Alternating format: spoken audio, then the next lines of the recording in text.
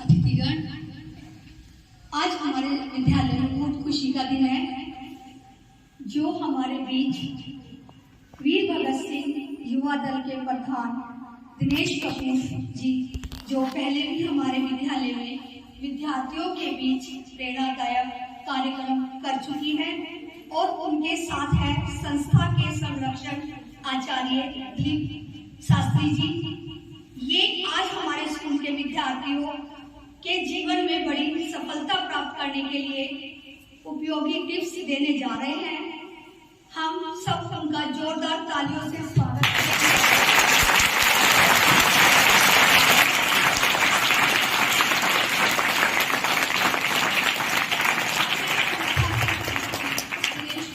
कपूर जी को बुला रही हूँ कि वो आकर स्कूल के विद्यार्थियों को मार्गदर्शन प्रदान करें। जोरदार तालियां।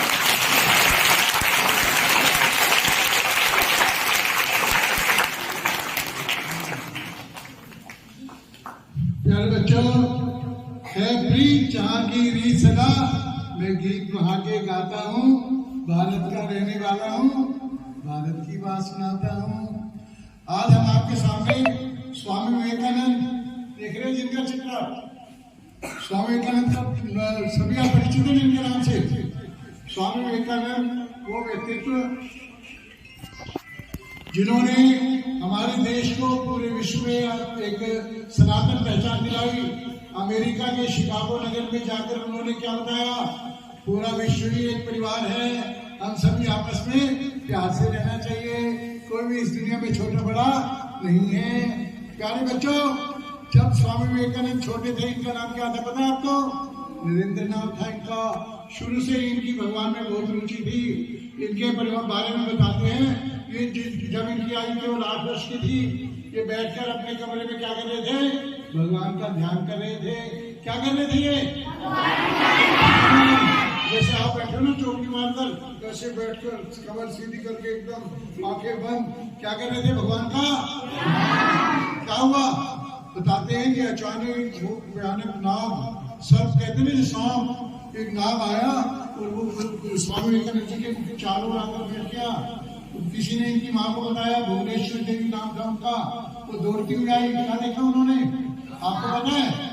उन्होंने देखा कि वो नाग पीछे से इनके सिर पर फन से छाया कर रहा है। जब भुवनेश्वर देवी ने भगवान शिव को याद किया, हे भोलेनाथ इस बच्चे की रक्षा करो। भुवनेश्वर देवी नाम था उनका, वो दौड़ती हुई आई। क्या देखा उन्होंने आपको पता है? उन्होंने देखा कि वो नाग पीछे से इनके सिर पर फन से छाया कर रहा है। जब भुवनेश्वर देवी ने भगवान शिव को याद किया, हे भोलेनाथ इस बच्चे की रक्षा करो, नाग ने क्या किया? धीरे धीरे अपने फन को समेटा और धीरे धीरे वो अचानक गायब हो गया। उन्होंने पंडितों को बुलाया, उसकी माता जी ने बोले कि क्या है समझेगा, क्या चीज देखी मैंने अपने सामने। तो उन्होंने क्या बताया, ये छोटा सा बालक बड़ा होकर क्या बनेगा? या तो बहुत बड़ा सम्राट बनेगा, या बहुत बड़ा योगी बनेगा, संत बनेगा, महात्मा बनेगा। क्या बने वो? स्वामी विवेकानंद बहुत बड़े महात्मा बने। जब इनके घर में रामायण की कथा हो रही थी, स्वामी विवेकानंद 12 वर्ष की आयु थी, वहां पर क्या प्रसंग आया कि हनुमान जी भगवान राम की सेवा करते हैं, और हनुमान जी आज भी इस दुनिया में हैं। भगवान राम तो अपने परलोक में चले गए, आप सबको मालूम है, लेकिन हनुमान जी आज भी इस दुनिया में हम सभी भक्तों की रक्षा के लिए रहते हैं। तो स्वामी विवेकानंद जब छोटे थे, 12 वर्ष की आयु थी, उन्होंने अपनी मम्मी से पूछा, माता से पूछा कि क्या हनुमान जी अब भी रहते हैं? बोले हाँ भी रहते हैं। बोलो हमारे पीछे जो बगीचा है उसमें आते हैं वो? माँ ने उस बच्चे का मन रखने के लिए क्या कहा, हाँ हमारे बगीचे में भी वो आते हैं। वो 12 वर्ष के बच्चे के मन में आई कि मैं आज हनुमान जी के दर्शन करूंगा। शाम को सब बच्चे खेल कूद कर अपने घर आ गए। हनुमान जी वो हमारे स्वामी विवेकानंद जी कहाँ चले गए? पीछे के बगीचे में केले के बहुत बड़े पौधे पर, बहुत बड़े पेड़ पर चढ़कर बैठ गए। पूरी रात में घर नहीं आए। मम्मी को बहुत चिंता हुई, कहाँ गया? सुबह आए आंखें अलसाते हुए, माँ ने पूछा भी कहाँ गया था, पूरी रात क्यों नहीं आया? क्या बताया उन्होंने? मैं पूरी रात केले के बगीचे में हनुमान जी के दर्शन करने के लिए बैठा था, लेकिन वो नहीं आए। क्या कहने का अभिप्राय है? उनके अंदर प्रभु के चरणों की भक्ति शुरू से ही थी। बचपन से ही उनके अंदर क्या था? भगवान से मिलने की भावना थी।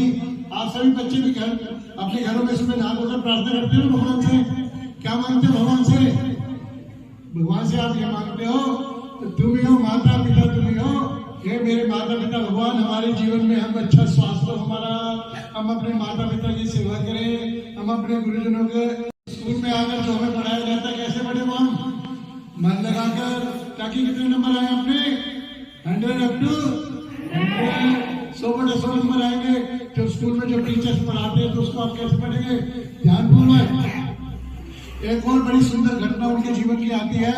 स्वामी विवेकानंद, उनके पिताजी का अचानक स्वर्गवास हो गया, उनके घर के हालात खराब हो गए, घर में खाने को भोजन भी नहीं था, इतने बुरे हालात हो गए।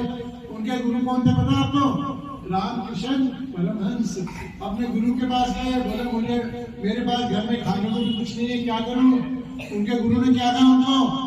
काली माता जो उनकी आराध्य थी, काली माता की वो सेवा करते थे उनके गुरु, बोले जा नरेंद्र, काली माता से जो तुम्हें मांगना है मांग ले, आज जो तू मांगेगा वो तुम्हें वो प्रदान करेंगी। तो क्या नरेंद्र को भेजा उन्होंने काली माता के पास कि आप मांगो, क्या मांगना है? क्या मांगा उन्होंने पता है आपको? उनको भेजा कि आप माता से धन मांगो, संपत्ति मांगो और बहुत सी चीजें मांग लो। उन्होंने क्या मांगा माता के पास जाकर? हे काली माता, हे मेरी माँ, मुझे क्या दो? मुझे भक्ति दो, मुझे वैराग्य दो, मुझे ज्ञान दो। वापिस आ गए बाहर। फिर उन्होंने पूछा गुरुजी ने कि आपने धन संपत्ति मांगी कि नहीं? बोले नहीं मांगी, मैं तो मांग ही नहीं पाया, तुम्हारा भेजा। तेरे पास तेरे घर में खाने को रोटी भी नहीं है, घर में तेरी माँ और तेरे भाई बहन भूख से परेशान हो रहे हैं, तो संपत्ति मांग भगवान माता से। फिर दोबारा गए वो, काली माता मुझे क्या दो? भक्ति दो, वैराग्य दो और क्या दो? ज्ञान दो। यानी कहने का अभिप्राय यह है कि उन्होंने भगवान के सामने जाकर भी उन्होंने